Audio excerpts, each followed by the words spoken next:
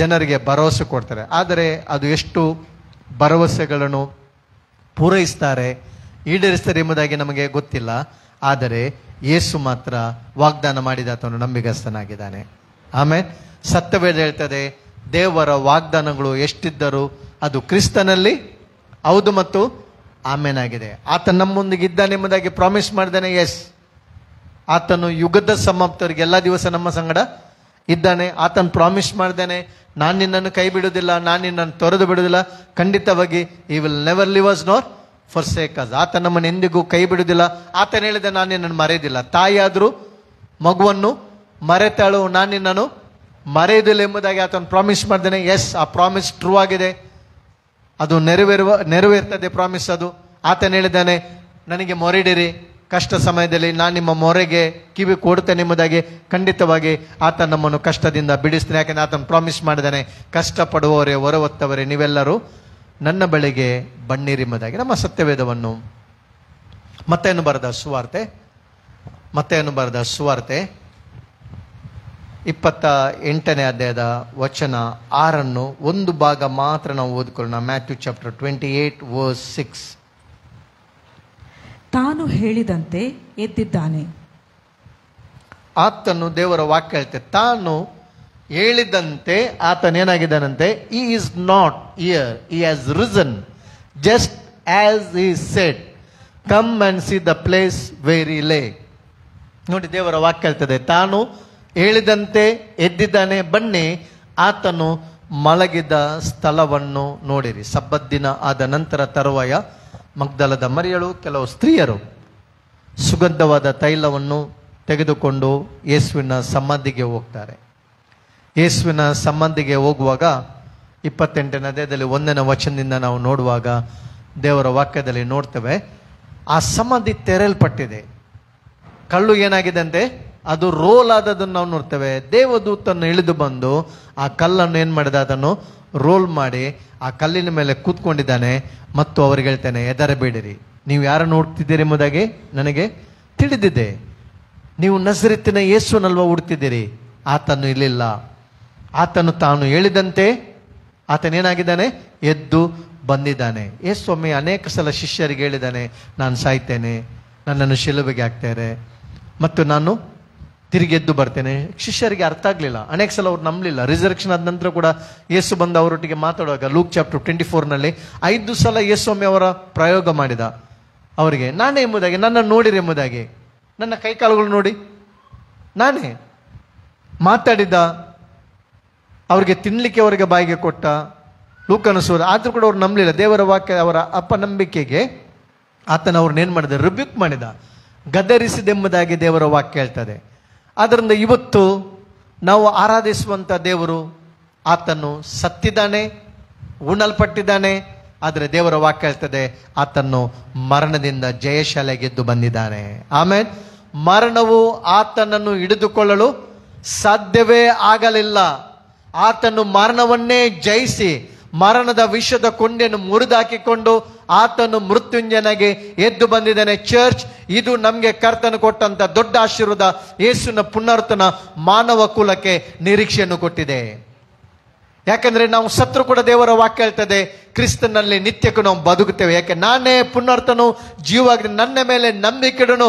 ಆತನು ಸತ್ರು ಕೂಡ ಆತನೇನಾಗ್ತಾನದೆ, ಆತನು ನಿತ್ಯಕ್ಕೂ ಆತನು ಬದುಕುತ್ತಾನೆ, ಪರಲೋಕದಲ್ಲಿ ನನ್ನ ಜೊತೆಲಿದ್ದಾನೆ ಎಂಬುದಾಗಿ ಯೇಸು ಕ್ರಿಸ್ತನು ನಿರೀಕ್ಷೆಯನ್ನು ಕೊಟ್ಟಿದ್ದಾನೆ. ಆದ್ರೆ ಇಲ್ಲಿ ನಾವು ನೋಡ್ತಿದ್ದೇವೆ, ರೋಮ್ ಸರ್ಕಾರ ಏನ್ ಮಾಡಿತ್ತು ಅಂತ ಹೇಳಿದ್ರೆ, ಯೇಸುವಿನ ಸಮಾಧಿಗೆ ಸೀಲ್ ಹಾಕಿತ್ತು ರೋಮ್ ಸರ್ಕಾರ.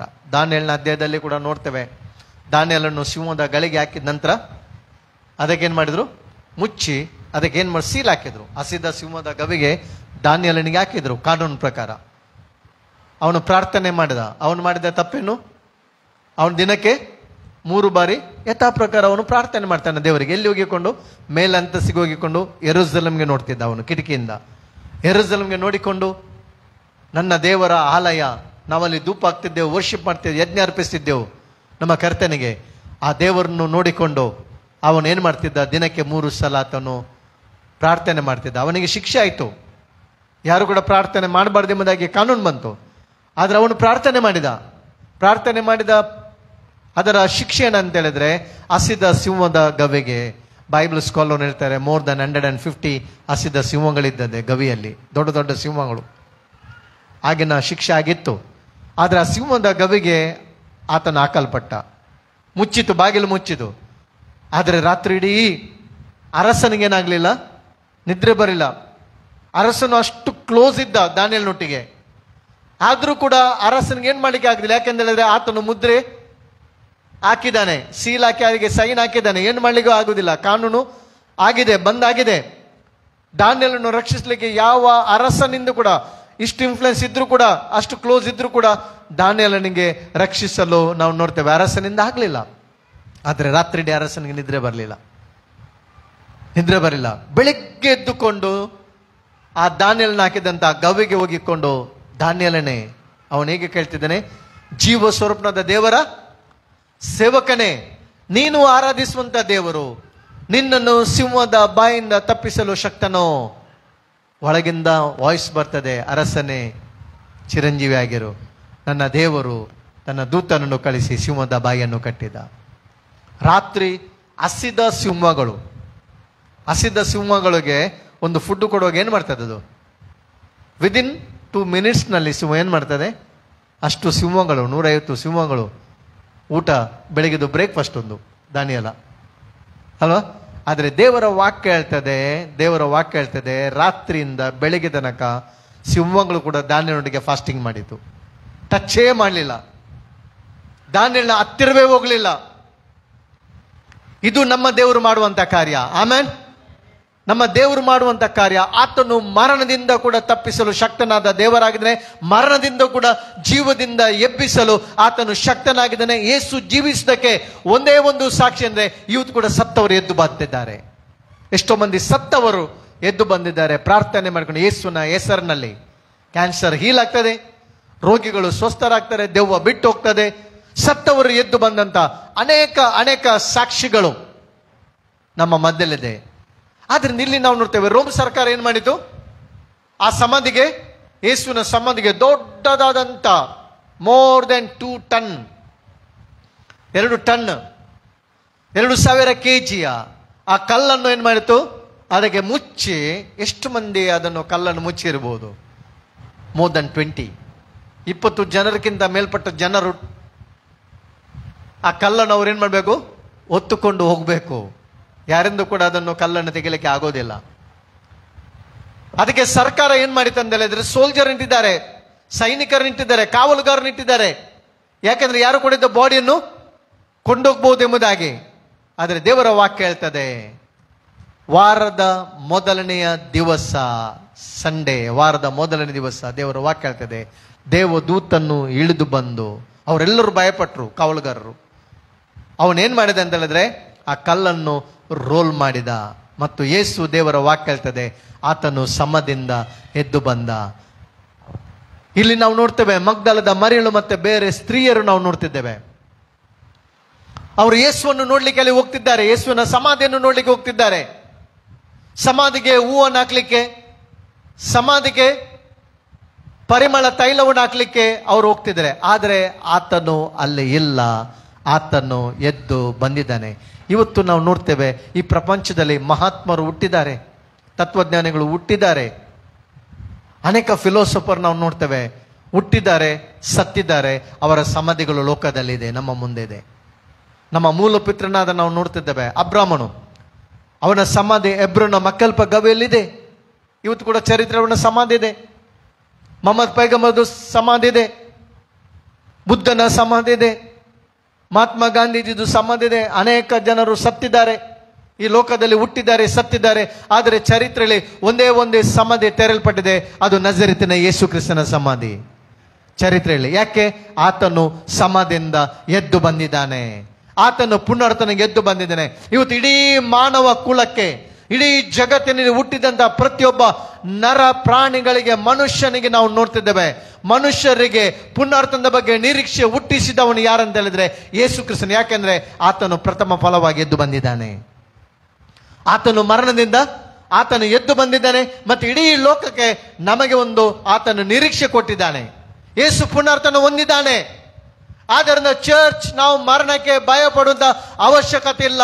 ಯೇಸು ಮರಣದ ವಿಷದ ಕೊಂಡಿಯನ್ನು ಆತನು ಮುರಿದಾಕಿದ್ದಾನೆ.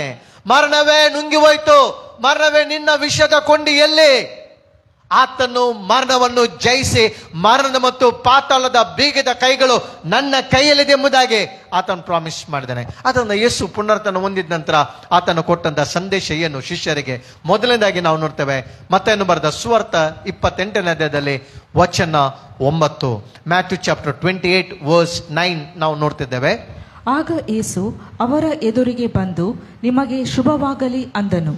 ಯೇಸು ಏನಿದಂತೆ suddenly Jesus meet them, greetings. ಆತನು ಹೇಳಿದ ನಿಮಗೆ ಶುಭವಾಗಲಿ, ಹೇಲ್ ಎಂಬುದಾಗಿ ಭಾಷಾಂತರ ಹೇಳ್ತದೆ, ಅಂದ್ರೆ ಹರ್ಷಿಸಿರಿ ಎಂಬುದಾಗಿ. ಆತನೇನು ಪುನರ್ತನ ಹೊಂದಿದಂತ ಯೇಸು ಕೊಟ್ಟಂತ ಸಂದೇಶ ನಿಮಗೆ ಶುಭವಾಗಲಿ. ಅದರ ಅರ್ಥ ನೀವು ಹರ್ಷಿಸಿರಿ. ಭಯದಿಂದ ಇರುವುದು ಬೇಡ, ದುಃಖದಿಂದ ಇರುವುದು ಬೇಡ, ಚಿಂತೆಯಿಂದ ಇರುವುದು ಬೇಡ. ನೋಡಿರಿ ನನ್ನನ್ನು, ನಾನು ಸಮಾಧಿಯಿಂದ ಎದ್ದು ಬಂದಿದ್ದೇನೆ, ನಾನು ಪುನರ್ತನ ಹೊಂದಿದ್ದೇನೆ. ಆದ್ದರಿಂದ ನಿಮಗೆ ಶುಭವಾಗಲಿ. ನಿಮಗೇನಾಗಲಿ? ಶುಭವಾಗಲಿ. ಹರ್ಷಿಸು, ಉಲ್ಲಾಸಿಸು. ಯೋವೇಲ ಪ್ರವಾದನ ಗ್ರಂಥ ಇದು ಯೇಸುವಿನ ಪುನರ್ತನದ ಬಗ್ಗೆ ಮಾತಾಡಿದೆ. Book of Joel chapter 2 verse 21. Be glad and rejoice. The Lord has done great things in your life. Be glad and rejoice. ಭೂಮಿಯೇ ಹರ್ಷಿಸು, ಉಲ್ಲಾಸಿಸು, ಹೆದರಬೇಡ. ಕರ್ತನು ಮಾತ್ಕಾರ್ಯಗಳನ್ನು ಮಾಡಿದ್ದಾನೆ. ಏನು ಮಾತ್ಕಾರ್ಯಗಳನ್ನು ಮಾಡಿದ್ದಾನೆ ಕರ್ತನು? ಮೊದಲಾಗಿ ನಿಮಗೆ ಶುಭವಾಗಲಿ. ಯಾಕೆಂತ ಹೇಳಿದ್ರೆ ಮರಣವು ನಿವೃತ್ತಿ ಆಯ್ತು. ಆಮೇಲೆ ಮನುಷ್ಯನ ಮೇಲೆ ದಬ್ಬಾಳಿಕೆ ಮಾಡುವಂತ ಆ ಡೆತ್ ಏನಿದೆ, ಆ ಮರಣ ಏನಿದೆ, ಅದನ್ನು ದೇವರು ಕ್ಯಾನ್ಸಲ್ ಮಾಡಿದ. ಪರೀಕ್ಷೆ ಕ್ಯಾನ್ಸಲ್ ಆಗುವಾಗ ಮಕ್ಕಳಿಗೆ ಖುಷಿ ಆಗ್ತದಲ್ಲ, ಕಲೀಲಿಕ್ಕೇನಿಲ್ಲ, ಪರೀಕ್ಷೆ ಕ್ಯಾನ್ಸಲ್ ಆಯ್ತು, ಖುಷಿ, ಪ್ಯಾರೆಂಟ್ಸ್ಗೆ ಕೂಡ ಖುಷಿ. ಆದ್ರೆ ಇದು ಗುಡ್ ನ್ಯೂಸ್ ಏನಂತ ಹೇಳಿದ್ರೆ ಮರಣವೇ ಕ್ಯಾನ್ಸಲ್ ಆಯ್ತು. ಮರಣವೇನಾಯ್ತಂತೆ? ನುಂಗಿ ಹೋಯ್ತು.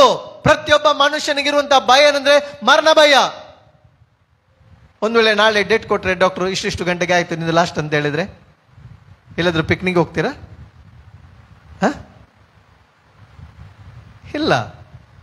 ಡೆತ್ ಸೆಂಟೆನ್ಸ್ ಕೊಡುವಾಗ ಕೈದಿಗಳಿಗೆ ಅವರ ಆಶೆಯನ್ನು ಕೇಳ್ತಾರೆ. ಲಾಸ್ಟ್ ವಿಶಸ್ ಏನಂದ್ರೆ ಕೇಳುವಾಗ ಏನಾದ್ರು ಹೇಳ್ತಾರ ಬೇಕೆಂಬುದಾಗಿ? ನಮಗೆ ಗೊತ್ತಿದೆ. ಲಾಸ್ಟ್ ಮೂವರಿಗೆ ಕೊಟ್ಟೊಂದ ಸಮಯದಲ್ಲಿ ಅವರು ಏನು ಬೇಡ, ನಿದ್ರೇನಿಲ್ಲ, ಸ್ನಾನ ಕೂಡ ಬೇಡ. ಅವ್ರಿಗೆ ಸ್ನಾನ ಮಾಡುವಂತ ವ್ಯವಸ್ಥೆ ಇದೆ ರೂಲ್ ಪ್ರಕಾರ, ಏನು ಬೇಡ. ಯಾಕಂದ್ರೆ ಮರಣ, ಆ ಮರಣದ ಘೋರತೆ, ಮರಣದ ಭಯ. ಆದ್ರೆ ದೇವರ ವಾಕ್ಯ ಹೇಳ್ತಾರೆ ಪುನರ್ತನ ಹೊಂದಿದಂತ ಯೇಸು ಕೊಟ್ಟಂತ ನಮಗೆ ಗುಡ್ ನ್ಯೂಸ್ ಏನಂದ್ರೆ ನಿಮಗೆ ಶುಭವಾಗಲಿ. ಆಮೇಲೆ ನಿಮಗೆ ಶುಭವಾಗಲಿ. ಹರ್ಷಿಸು, ಉಲ್ಲಾಸಿಸು. ಇಸ್ರಾಯೇಲ್ನ ಹಿಸ್ಟ್ರಿಯನ್ನು ನಾವು ನೋಡುದಾದ್ರೆ ಫಿಲಿಷ್ಟಿಯರ ಪಾಳ್ಯದಿಂದ ಗೊಲಿಯಾತನು, ದೈತ್ಯಕಾರನಾದ ಗೊಲಿಯಾತನು ಬಂದು 40 ದಿವಸ ಹಗಲು ರಾತ್ರಿ ಅವರಿಗೆ ಚಾಲೆಂಜ್ ಕೊಡ್ತಾನೆ. ಆ ಫಿಲಿಷ್ಟಿಯರ ಸೈನ್ಯ ನೋಡಿಕೊಂಡು ಇಸ್ರೇಲ್ಗೆ ಮುಂದೆ ಹೋಗ್ಲಿಕ್ಕೆ ಅವರಿಗೆ ಧೈರ್ಯ ಇಲ್ಲ, ಅವರಲ್ಲಿ ಬಲ ಇಲ್ಲ, ಫೇಸ್ ಮಾಡ್ಲಿಕ್ಕೆ ಆಗುದಿಲ್ಲ ಆರ್ಮಿಯನ್ನು. ಅಷ್ಟ ದೈತ್ಯರು, ಬಲಾಢ್ಯರು ಮುಂದೆ ಬಂದು ಯಾವಾಗಲೂ 40 ಡೇಸ್ ಚಾಲೆಂಜ್ ಮಾಡ್ತಿದ್ದಾರೆ. ಗೊಲಿಯಾತನಿದ್ದ ಹೇಳ್ತಿದ್ದಾನೆ, ನಿಮ್ಮಲ್ಲಿ ಯಾರಿದ್ದಾರೆ, ಧೈರ್ಯವಂತರು ಯಾರಿದ್ದಾರೆ, ನನ್ನ ಮುಂದೆ ಬಂತು ನಿಲ್ಲಲಿ ಎಂಬುದಾಗಿ. ಆದ್ರೆ ನೋಡ್ತೇವೆ ಆ ದಿವಸ ನಮ್ಮ ಕರ್ತನು, ಸೇನಾಧೀಶ್ವರ ಯೆಹೋವ ದೇವರು ಒಬ್ಬ ಚಿಕ್ಕ ಬಾಲಕನು, ಯಂಗ್ ಬಾಯ್ ಅನ್ನು ಅವನ ಮುಂದೆ ನಿಲ್ಲಿಸಿದ. ಅವನ ಹೆಸರು ದಾವಿದನು. ಆಮೇಲೆ ಆ ದಾವಿದನು ಹೋಗಿ ನಿಂತಿದ್ದಾನೆ. ಸೌಲ ನಿಲ್ತಿದ್ದಾನೆ, ನಿನಗೆ ಹುಡುಗಾಟ. ಅವನ ಅಣ್ಣಂದಿರು ಹೇಳ್ತಿದ್ದಾರೆ, ಅವರು ಸೋಲ್ಜರ್, ಮಿಲಿಟರಿವರು, ನೀನು ತಮಾಷೆ ಮಾಡ್ಲಿಕ್ಕೆ ಬಂದಿದ್ಯಾ, ಆಟ ನೋಡ್ಲಿಕ್ಕೆ ಬಂದಿದ್ಯಾ? ಆದ್ರೆ ದಾವಿದ ಹೇಳ್ತಾನೆ, ಇಲ್ಲ, ನನಗೆ ಒಂದು ಅವಕಾಶ ಕೊಡಿರಿ. ಈ ಸುನ್ನತಿಲಿದ್ದ ಫಿಲಿಷ್ಟಿಯನ್ ಯಾರು? ನಮ್ಮ ಮುಂದೆ ನಿಂತುಕೊಂಡು ನಮಗೆ ಸವಾಲ್ ಹಾಕ್ಲಿಕ್ಕೆ ಇವನು ಯಾರು? ಇವನಿಗೆ ಎಷ್ಟು ಧೈರ್ಯ? ಸುನ್ನತಿಲಿದ್ದಂತ ಫಿಲಿಷ್ಟಿಯನ್ ಇವನು ಯಾರು? ಇಸ್ರೇಲ್ ಪಾಳಯವನ್ನು ಟಚ್ ಮಾಡ್ಲಿಕ್ಕೆ, ನಮ್ಮ ಬೌಂಡ್ರಿಗೆ ಬರಲಿಕ್ಕೆ ಇವನು ಯಾರು? ನಾನು ಅವನನ್ನು ಫೇಸ್ ಮಾಡ್ತೇನೆ. ಅವನು ಯುದ್ಧ ವೀರನಾಗಿ ಬರ್ಬೋದು, ಯುದ್ಧ ಅಸ್ತ್ರಗಳೊಂದಿಗೆ ಬರ್ಬೋದು. ಆದ್ರೆ ನಾನು ಸೇನಾಧೀಶ್ವರನ ಯೆಹೋವನ ನಾಮದಲ್ಲಿ ಹೋಗ್ತೇನೆ. ನನ್ನ ದೇವರು ಜೀವಿಸುವ ದೇವರು, ನನ್ನ ದೇವರು ಪರಾಕ್ರಮಶಾಲಿ, ಆತನು ಎಲ್ಶಡೆ, ಆತನು ಇವತ್ತು ಗೊಲಿಯಾತನು ನನ್ನ ಕೈಗೆ ಒಪ್ಪಿಸ್ತಾನೆ. ಗೊಲಿಯಾತನು ಎಷ್ಟು ಹೈಟ್ ಇದ್ದಾನೆ? 13 ಫೀಟ್ ಗೊಲಿಯಾತನು. ಮಸಲ್ ಪವರ್, ಅವನ ಸ್ಟ್ರಕ್ಚರ್ ಏನು? ಅವನ ಮುಂದೆ ದಾವಿದ ಹೋಗಿ ನಿಂತ್ಕೊಳ್ಳುವಾಗ ನೀವು ಆಲೋಚನೆ ಮಾಡಿ, ಹೇಗೆ ನಿಂತ್ಕೊಳ್ಬಹುದು? ಆಲೋಚನೆ ಮಾಡಿ. ನನಗೆ ಒಂದು ತಮಾಷೆ ನಮ್ಮ ಮನೆಯಲ್ಲಿ ನಡೆದಂತ ಘಟನೆ ನನಗೆ ನೆನಪು ಬರ್ತದೆ. ನಮ್ಮ ಮನೆಯಲ್ಲಿ ಒಂದು ಡ್ಯಾಶನ್ ಇತ್ತು, ಅದರ ಹೆಸರು ಜೂಲಿ. ಇತ್ತೀಚೆಗೆ ಅದು ತೀರೋಯ್ತು, ಮಾರ್ಚ್ 1ನೇ ತಾರೀಕಿನಂದು. 14 ವರ್ಷ 15 ವರ್ಷ ನಮ್ಮ ಒಟ್ಟಿಗಿತ್ತು ಅದು. ಒಂದು ದಿವಸ ಅದು ಬಹಳ ಚಿಕ್ಕದು ಡ್ಯಾಶನ್, ನಮ್ಮ ಆ ರೋಡ್ಗೆ ಒಂದು ಎಲಿಫೆಂಟ್ ಬಂತು. ಇದು ಸಡನ್ ಏನು ಮಾಡ್ತೇನೆ ಅಟ್ಯಾಕ್ ಮಾಡ್ಲಿಕ್ಕೆ ಅಂದ್ರೆ ಏನು ಬಂದ್ರು ಕೂಡ ಸಡನ್ ಓಡ್ತದೆ. ಸಡನ್ ಓಡಿ ಹೋಯ್ತು, ಹತ್ತಿರ ಹೋಗುವ ಗಾತ್ರ ನೋಡಿಕೊಂಡು ಹಾಗೇನೆ ರಿಟರ್ನ್ ಓಡಿ ಬಂತು. ಬಹಳ ಸ್ಪೀಡ್ನಲ್ಲಿ ಓಡಿತು. ಓಡಿ ಹತ್ತಿರ ನೋಡಿದಾಗ ಏನಾಯ್ತು ಅಂತ ಹೇಳಿದ್ರೆ ಅದಕ್ಕೆ ಅದು ಗಾತ್ರ ನೋಡಿಕೊಂಡು ಅದೇ ಸ್ಪೀಡ್ನಲ್ಲಿ ರಿಟರ್ನ್ ಬಂತು. ಅದೇ ರೀತಿ ಗೊಲಿಯಾತನನ್ನು ನೋಡುವಾಗ ದಾವಿದ ಹೇಗೆ ಕಾಣಬಹುದು ಆಲೋಚನೆ ಮಾಡಿ. ಗೊಲಿಯಾತನು, ಆದರೆ ದಾವಿದನು ಗೊಲಿಯಾತನನ್ನು ನೋಡಿಲ್ಲ, ತನ್ನ ಪಕ್ಕದಲ್ಲಿರುವ ಕರ್ತನನ್ನು ನೋಡಿದ. ಆಮೇಲೆ ನನ್ನ ದೇವರು ದೊಡ್ಡವನು, His name is called L Shaddai. ಆತನು ಎಲ್ ಶಡಾಯ್, ಪರಾಕ್ರಮಶಾಲಿಯಾದ ದೇವರು. ಆತನು ಇವತ್ತು ನೀನು ಯುದ್ಧ ವಸ್ತ್ರದಿಂದ ಬಂದಿದೆ. ಅವನೆಲ್ಲ ಹೆಲ್ಮೆಟ್ ಅಲ್ಲಿ ಇಟ್ಕೊಂಡು ಗುರಾಣಿ ಹಾಕಿಕೊಂಡು ಬಂದಿದ್ದಾನೆ, ತಾಮ್ರದ ಪಾದಗಳನ್ನು ಹಾಕಿಕೊಂಡು ಎಲ್ಲ ಯುದ್ಧ ವಸ್ತ್ರದಲ್ಲಿ ಬಂದಿದ್ದಾನೆ ಗೊಲಿಯಾತನು. ಆದ್ರೆ ದಾವಿದನು ಬರೇ ಕೈಯಲ್ಲಿ ನಿಂತಿದ್ದಾನೆ, ಬರೇ 5 ಕಲ್ಲುಗಳು. ಅದಕ್ಕೆ ಹೊಡೆದದ್ದು ಒಂದೇ ಕಲ್ಲು. ಚರಿತ್ರೆಯಲ್ಲಿ ನೋಡುವಾಗ ಗೊಲಿಯಾತನು ಯಾಕೆ 5 ಕಲ್ಲನ್ನು ತಗೊಂಡಂತ ಹೇಳಿದ್ರೆ ಅವನ ಹಿಂದೆ 4 ಮಂದಿ ಅವನ ಸಹೋದರರಿದ್ದರಂತೆ, ಒಟ್ಟಿಗೆ 5 ಮಂದಿ. ಒಬ್ಬನ ಹಿಂದೆ ಬಂದ್ರೆ ಒಬ್ಬನನ್ನು ಹೊಡಿಲಿಕ್ಕೆ ಅಂತ ಹೇಳಿಕೊಂಡು ಯಾರಿಗೆ ಗೊಲಿಯಾತನಿಗೆ 4 ಮಂದಿ ಬ್ರದರ್ಸ್ ಇದ್ರಂತೆ, ಅವರನ್ನು ಕೂಡ ಹೊಡಿಲಿಕ್ಕೆ ಅಂತೇಳಿ 5 ಕಲ್ಲನ್ನು ಅವನು ತೆಕ್ಕೊಂಡ ಎಂಬುದಾಗಿ. ಆದ್ರೆ ನೋಡ್ತೇವೆ ಇಷ್ಟು ಗಾತ್ರದ ಗೊಲಿಯಾತನನ್ನು ಅವನು ಹೇಗೆ ಎದುರಿಸಿದ ಅಂತ ಹೇಳಿದ್ರೆ ಆತನು ಒಂದೇ ಹೇಳಿದ, ನಾನು ನನ್ನ ಕರ್ತನ ನಾಮದೊಂದಿಗೆ ಬಂದೇನೆ ಎಂಬುದಾಗಿ. ಆ ದಿವಸ ಏನಾಯ್ತು, ಇಸ್ರೇಲರ ಪಾಲಯದಲ್ಲಿ ಭಯ ಇತ್ತು, ಭಯದ ವಾತಾವರಣ, ಯುದ್ಧದ ವಾತಾವರಣ. ಆದ್ರೆ ಆ ದಿವಸ ಗೊಲಿಯಾತನ ತಲೆಯನ್ನು ದಾವಿದನು ಕಡಿದ. ಅವನ ಕತ್ತಿಂದಲೇ ತೆಗೆದುಕೊಂಡು ಒಂದೇ ಕಲ್ಲನ್ನು ಅವನ ಹಣೆಗೆ ಬಡಿದು ನಾವು ನೋಡ್ತೇವೆ. ಅವನು ಬೋರಲ ಬಿದ್ದನು ಒಂದೇ ಕಲ್ಲಿನಲ್ಲಿ. ಆದ ನಂತರ ಹೋಗಿಕೊಂಡು ಅವನ ಕತ್ತಿನೇ ತೆಗೆದುಕೊಂಡು ಅವನ ತಲೆಯನ್ನು ಕಡಿದು ನೋಡ್ತೇವೆ, ತಲೆಯನ್ನು ಇಟ್ಕೊಂಡು ಬಂದು ನಾವು ನೋಡ್ತೇವೆ ಇಸ್ರಾಯೇಲರು ಸೆಲೆಬ್ರೇಷನ್ ಮಾಡಿದ್ರು. ಆಮೇಲೆ ಇಸ್ರಾಯೇಲರು ಆ ದಿವಸ ನಾವು ನೋಡ್ತಿದ್ದೇವೆ, ಗೊಲಿಯಾತನು ಸತ್ತು ಹೋದ, ವೈರಿ ಸತ್ತು ಹೋದ. ಈ ದಿವಸ ಪ್ರಿಯ ದೇವರ ಮಕ್ಕಳೇ, ಸೈತಾನನು ಸತ್ತು ಹೋಗಿದ್ದಾನೆ. ಆತನ ಶಕ್ತಿಯನ್ನು ಯೇಸು ಮುರಿದಾನೆ, ಆತನ ತಲೆಯನ್ನು ಶಿಲುಬೆಯಲ್ಲಿ ಜಜ್ಜಿದ್ದಾನೆ. ಸತ್ತು ಹೋದನಂದ್ರೆ ಅವನು ಸತ್ತು ಹೋಗ್ಲಿಲ್ಲ, ಕಾರ್ಯ ಮಾಡ್ತಿದ್ದಾನೆ. ಅವನ ಶಕ್ತಿಯನ್ನು ಯೇಸು ಸ್ವಾಮಿ ಏನ್ ಮಾಡಿದ್ದಾನೆ ಅಂತ ಹೇಳಿದ್ರೆ ದೇವರ ವಾಕ್ಯ ಹೇಳ್ತದೆ, ಏನ್ ಮಾಡಿದ್ದಾನೆ ದೇವರ ವಾಕ್ಯ ಹೇಳ್ತದೆ. ಕೊಲೊಸ್ಸೆ 2:14 ಓದಿಕೊಳ್ಳಿ. ಕೊಲೊಸ್ಸಿಯನ್ ಚಾಪ್ಟರ್ 2:14.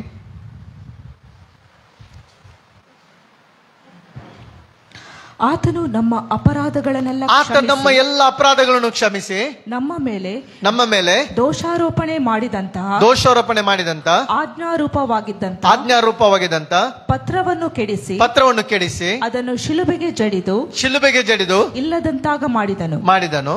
ಎಸ್ 15ನೇ. ಆತನು ದೊರೆತನಗಳನ್ನು ಅಧಿಕಾರಗಳನ್ನು ನಿರಾಯುಧರನ್ನಾಗಿ ಮಾಡಿ ಜಯೋತ್ಸವ ಮಾಡುತ್ತಾನೆ ಎಂಬಂತೆ ಶಿಲುಬೆಯ ಮೇಲೆ ಅವುಗಳನ್ನು ಜಯಿಸಲ್ಪಟ್ಟವನಿಗೆ ಮೆರೆಸುತ್ತಾ ತೋರಿಸಿದನು. ಆಮೇಲೆ ಹೇಳೋಣ, ಒಂದು ಕೈ ಚಾಪಳೆ ತಟ್ಟಿ ಕರ್ತನಿಗೆ ಸ್ತೋತ್ರ ಸಲ್ಲಿಸೋಣ. ಗೊಲಿಯಾತನ ತಲೆಯನ್ನು ಕಡಿದಿದ್ದಾನೆ ದಾವಿದನು. ಯೇಸು ಸ್ವಾಮಿ ಶಿಲುಬೆಯಲ್ಲಿ ಸೈತಾನನ ಎಲ್ಲ ಅಧಿಕಾರವನ್ನು ರಿಟರ್ನ್ ತಗೊಂಡಿದ್ದಾನೆ. ಏದೆನ್ ತೋಟದಲ್ಲಿ ಆದಮ್ ಅವಳು ಲಾಸ್ಟ್ ಮಾಡಿದಂತ ಆ ಡೊಮಿನಿಯನ್ ಏನಿದೆ, ಆ ಅಧಿಕಾರ ಏನಿದೆ, ಅದನ್ನ ದೊರೆತನ ಏನಿದೆ, ಅದೆಲ್ಲವನ್ನು ಯೇಸು ಸ್ವಾಮಿ ಏನ್ ಮಾಡಿದ, ಶಿಲುಬೆಯ ತನ್ನ ಮರಣದ ಮೂಲಕ ನಾವು ನೋಡ್ತಿದ್ದೇವೆ. ಆತನ್ನು ರಿಟರ್ನ್ ತೆಗೆದುಕೊಂಡು ಸಭೆಗೆ ಕೊಟ್ಟು ಹೇಳ್ತೇನೆ, ನಾನು ನನ್ನ ಸಭೆಯನ್ನು ಕಟ್ಟುತ್ತೇನೆ, ಪಾತಾಳದ ಬಲವು ಅದನ್ನು ಸೋಲಿಸಲಿಕ್ಕೆ ಆಗುವುದಿಲ್ಲ. ಸಭೆಗೆ ಆತನು ಜಯವನ್ನು ಕೊಟ್ಟಿದ್ದಾನೆ, ಸಭೆಗೆ ವಿಕ್ಟರಿಯನ್ನು ಕೊಟ್ಟಿದ್ದಾನೆ. ಯಾಕಂದ್ರೆ ನಮ್ಮ ವೈರಿ ಆಗಿರುವ ಸೈತಾನು ಆತನ ತಲೆಯನ್ನು ಯೇಸುಸ್ವಾಮಿ ಜಜ್ಜಿದ್ದಾನೆ ಶಿಲುಬೆಯಲ್ಲಿ.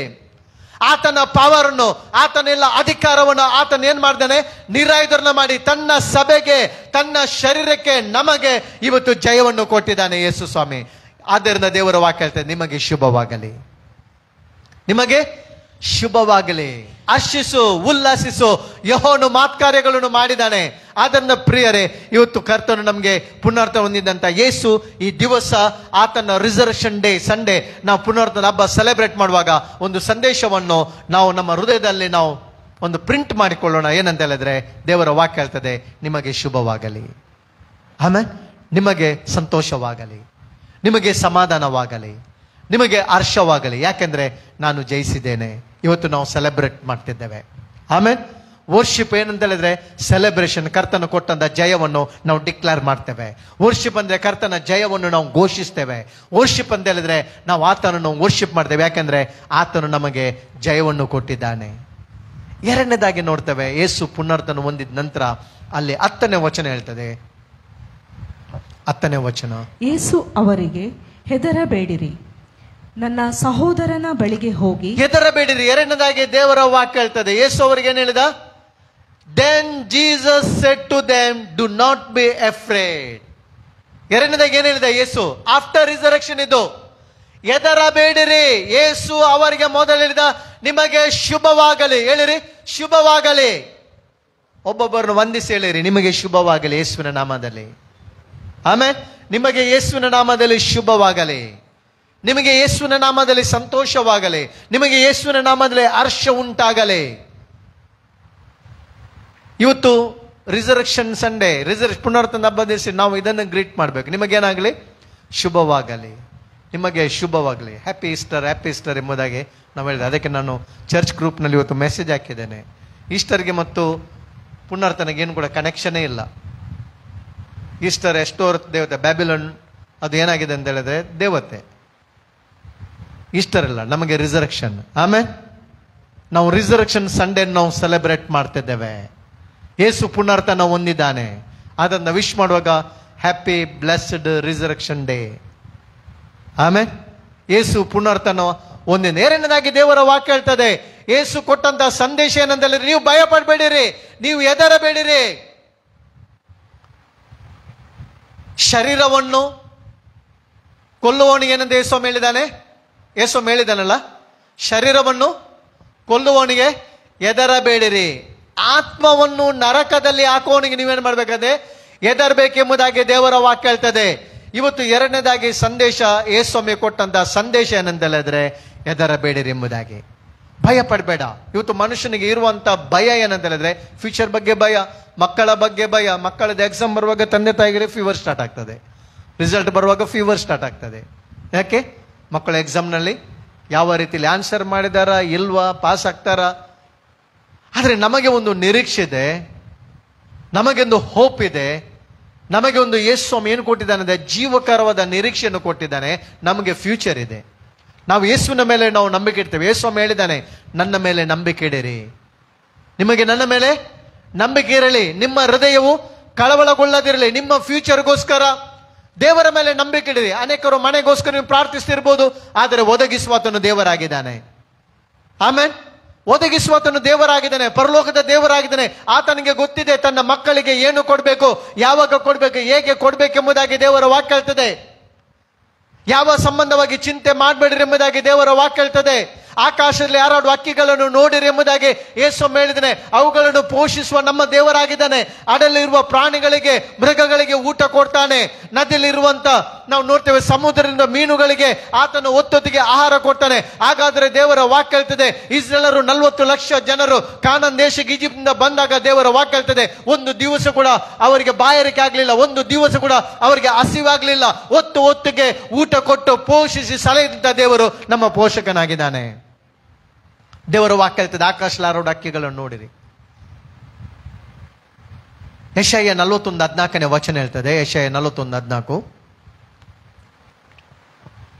ಕ್ರಿಮಿಪ್ರಾಯವಾದ ಯಾಕೋಬೆ, ಇಸ್ರಾಯೇಲ್ ಜನವೇ, ಭಯಪಡಬೇಡ, ನಾನೇ ನಿನಗೆ ಸಹಾಯಕನು. ನಾನೇ ನಿನಗೆ ಸಹಾಯಕನು. ದೇವರ ವಾಕ್ಯ ಹೇಳ್ತದೆ, ಕ್ರಿಮಿಪ್ರಾಯವಾದ ಯಾಕೋಬೆ, ಇಸ್ರೇಲ್ ಜನವೇ, ಭಯ ಪಡಬೇಡ, ನಾನೇ ನಿನಗೆ ಸಹಾಯಕನು.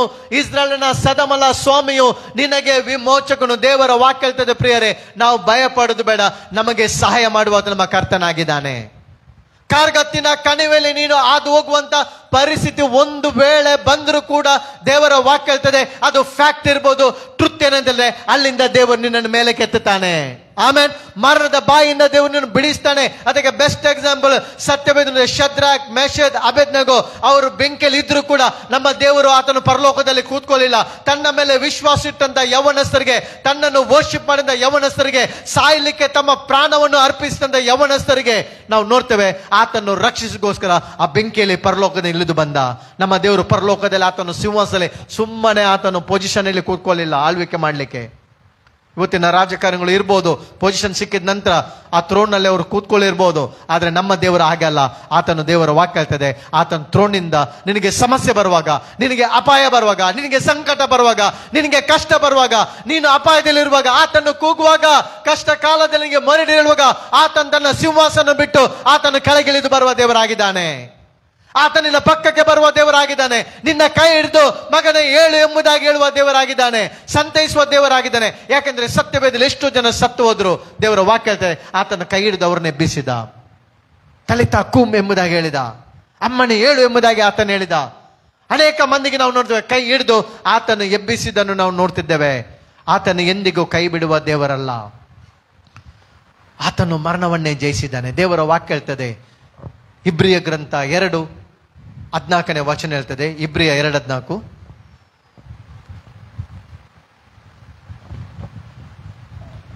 ಇದಲ್ಲದೆ ಮಕ್ಕಳು ರಕ್ತ ಮಾಂಸಧಾರಿಗಳಾಗಿರುವುದರಿಂದ ಆತನು ಅವರಂತೆ ಆದನು. ದೇವರ ವಾಕ್ಯ ಹೇಳ್ತದೆ, ಮಕ್ಕಳು ರಕ್ತ ಮಾಂಸಧಾರಿಗಳಾಗಿರುವುದರಿಂದ ಆತನು ಏನಂತೆ, ಅವರಂತೆ ಆದನು. ತನ್ನ ಮರಣದಿಂದಲೇ ಮರಣದ ಅಧಿಕಾರಿಯನ್ನು, ಅಂದರೆ ಸೈತಾನನ್ನು ಆತನು ಏನ್ ಮಾಡಿದಂತೆ, ಅಡಗಿಸಿ ಬಿಟ್ಟ ಎಂಬುದಾಗಿ ದೇವರ ವಾಕ್ಯ ಹೇಳ್ತದೆ. ಆ ಪವರ್ ಆಫ್ ಡೆತ್ ಅನ್ನು ಆತನು ಏನ್ ಮಾಡಿದ ಅಂತ ಹೇಳಿದ್ರೆ, ದೇವರ ವಾಕ್ಯದಲ್ಲಿ ಡಿಸ್ಟ್ರಾಯ್ ಮಾಡಿದ. ಮರಣವು ಭಯಂಕರವಾದದ್ದು. ಆದರೆ ದೇವರ ವಾಕ್ಯ ಹೇಳ್ತದೆ, ಯೇಸು ಸ್ವಾಮಿ ಪುನರ್ತನ ಹೊಂದಿದ್ದಾನೆ. ಆ ಪುನರ್ತನ ಮೂಲಕ ದೇವರ ವಾಕ್ಯ ಹೇಳ್ತದೆ, ಆತನು ಮರಣವನ್ನು ಡಿಸ್ಟ್ರಾಯ್ ಮಾಡಿದ್ದಾನೆ. ಆತನು ಮರಣವನ್ನು ಏನ್ ಮಾಡಿದ್ದಾನೆ, ಡಿಸ್ಟ್ರಾಯ್ ಮಾಡಿದ್ದಾನೆ. ತನ್ನ ಮರಣದಿಂದಲೇ ಮರಣದ ಅಧಿಕಾರಿ ಯಾರು?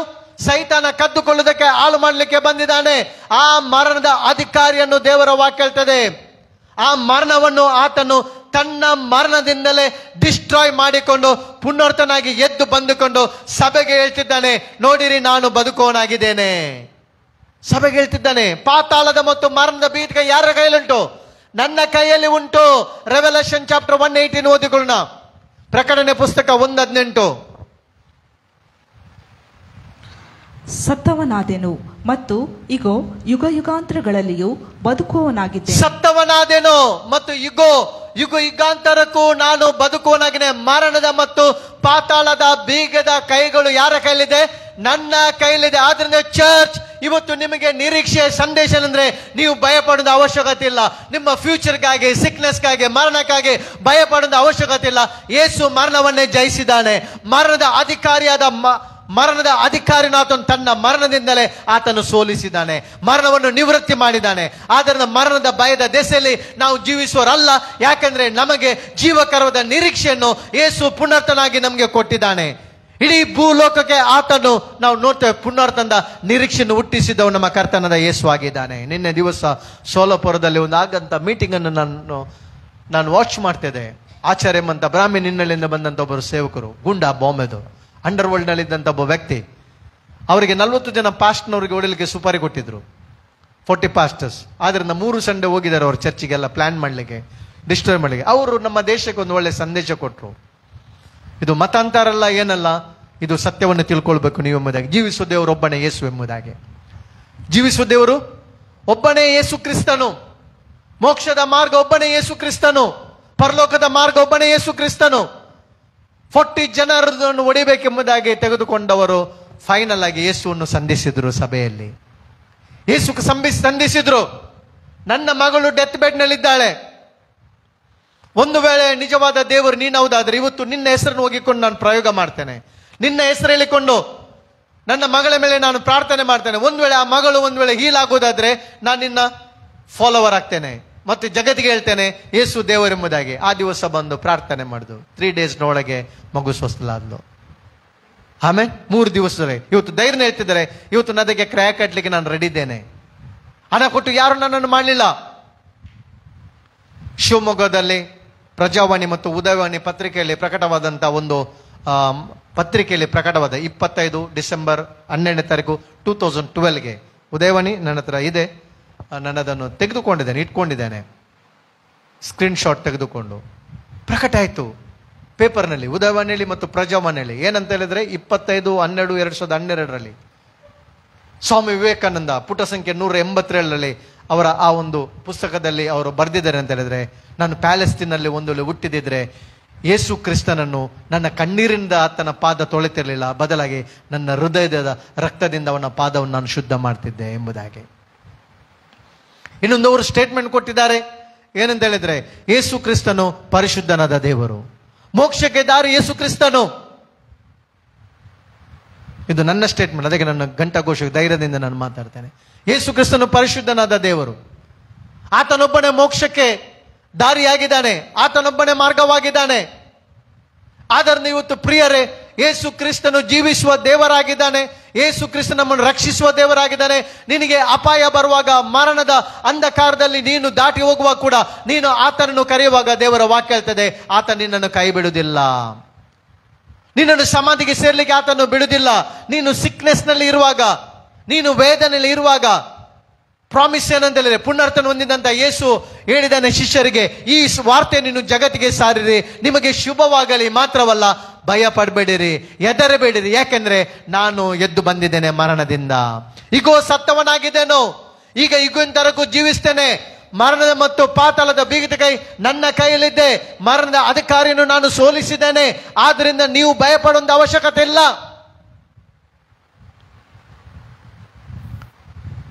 ನಮಗೆ ಪಾಸ್ಟರ್ ಕಾಲನಾಯಕ್ ಅವರ ಬಗ್ಗೆ ನಮಗೆಲ್ಲರಿಗೆ ಗೊತ್ತಿದೆ ಅಲ್ವಾ? ಡೆತ್ ಬೆಡ್ನಲ್ಲಿದ್ದಂಥ ಒಬ್ಬ ವ್ಯಕ್ತಿ, ಅವರ ಜೀವನ ಚರಿತ್ರೆ ಚಲನಚಿತ್ರ ಎಲ್ಲ ಬಂದಿದೆ. ನಿಮ್ಗೆ ಆಸರೆ ಟಿವಿಯಲ್ಲಿ ಅವರ ಬೇಕಿದ್ರೆ ಟೆಸ್ಟಮನಿ ನೋಡ್ಬೇಕು, ಅವರು ಮತ್ತು ಅವರ ವೈಫ್ದು.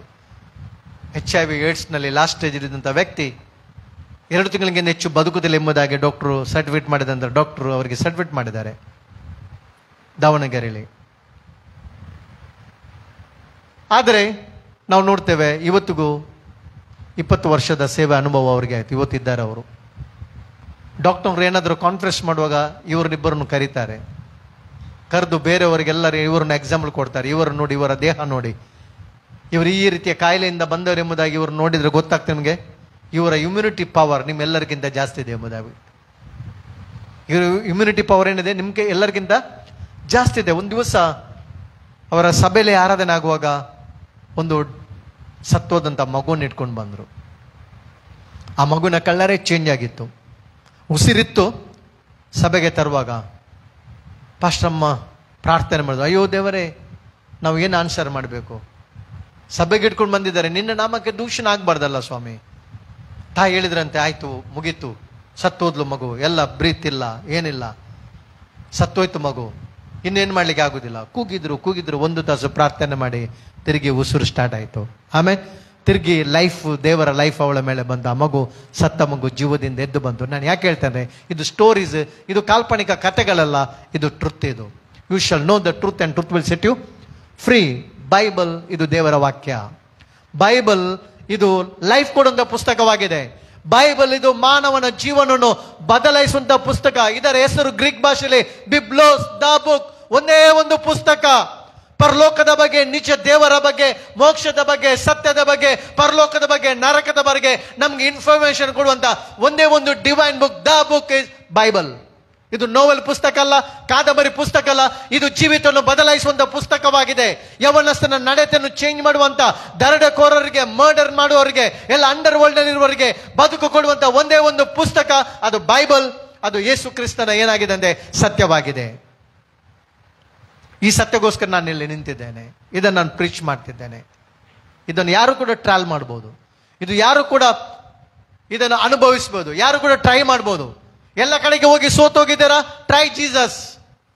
ಯೇಸುನೊಮ್ಮೆ ಅನುಭವಿಸಿರಿ, ಯೇಸುನ ಬಳಿಗೆ ಬಂದು ನೋಡಿರಿ, ನಿಮ್ಮ ಲೈಫ್ ಚೇಂಜ್ ಆಗ್ತದೆ, ನಿಮ್ಮ ಲೈಫ್ ಟ್ರಾನ್ಸ್ಫಾರ್ಮ್ ಆಗ್ತದೆ, ನಿಮ್ಗೆ ಒಳ್ಳೆ ಬದುಕು ಸಿಗ್ತದೆ. ಯಾಕಂದ್ರೆ ನಿಮ್ಗೋಸ್ಕರ ಯೇಸು ಪ್ರಾಣ ಕೊಟ್ಟಿದ್ದಾನೆ, ತನ್ನ ರಕ್ತ ಕೊಟ್ಟಿದ್ದಾನೆ. ಆ ರಕ್ತದಲ್ಲಿ ನಿಮ್ಮ ಪಾಪಗಳು ಕ್ಷಮಿಸಲ್ಪಟ್ಟಿದೆ. ನಿಮಗೆ ಒಂದು ಲೈಫ್ ಅನ್ನು ಕೊಟ್ಟಿದ್ದಾನೆ. ಆ life eternal life, abundant life, ಅದು ಪರಲೋಕ ರಾಜ್ಯ, ಅದು ನಿತ್ಯಕ್ಕೂ ಜೀವಿಸುವಂತ. ಈ ಲೋಕದ ಕತೆ ಮುಗಿಬಹುದು, 70, 80, 90, 100 ಇಯರ್ಸ್ ಇದು ಜೀವನ ಮುಗಿಬಹುದು. ಆದ್ರೆ ಇನ್ನೊಂದು ದೇಶ ಉಂಟು, ಇನ್ನೊಂದು ನಿನ್ನ ಮನೆ ಇದೆ, ಅದು ಪರಲೋಕವೇ ನಿನ್ನ ವಾಸಸ್ಥಳ. ಆ ಲೈಫ್ ಅನ್ನು ಕೊಡೋದಕ್ಕೋಸ್ಕರ ಯೇಸು ಬಂದಿದ್ದಾನೆ. ಆದ್ರಿಂದ ದೇವರ ವಾಕ್ಯ ಹೇಳ್ತದೆ, ಭಯ ಪಡಬೇಡ, ಹೆದರಬೇಡಿರಿ, ಹೆದರಬೇಡಿರಿ. ಯೇಸು ಈ ಭೂಮಿಗೆ ಜನಿಸಿದ ಕೂಡ ಪರಲೋಕದಿಂದ ದೇವದೂತರು ಬಂದು ಕೊಟ್ಟಂತ ಸಂದೇಶ ಅಂದ್ರೆ ಹೆದರಬೇಡಿರಿ. ಭೂಲೋಕಕ್ಕೆಲ್ಲ ಮಹಾ ಸಂತೋಷವನ್ನುಂಟು ಮಾಡುವಂತ ಶುಭ ವಾರ್ತೆಯನ್ನು ನಾವು ನಿಮಗೆ ತಂದಿದ್ದೇವೆ. ಅದೇನೆಂದ್ರೆ, ಇವತ್ತು ದಾವಿದನ ಊರಿನಲ್ಲಿ ನಿಮಗೊಬ್ಬ ರಕ್ಷಕನು ಹುಟ್ಟಿದ್ದಾನೆ, ಆತನು ಕರ್ತನಾದ ಯೇಸು. ಆಮೇಲೆ ಆತನು ಕರ್ತನಾದ ಯೇಸು. ಮೂರನೇದಾಗಿ ನಾವು ನೋಡ್ತಿದ್ದೇವೆ ಯೋಹಾನನು ಬರೆದ ಸುವಾರ್ತೆ 20ನೇ ಅಧ್ಯಾಯದಲ್ಲಿ 19ನೇ ವಚನ, 20-19. ಮೂರನೇ ಸಂದೇಶ.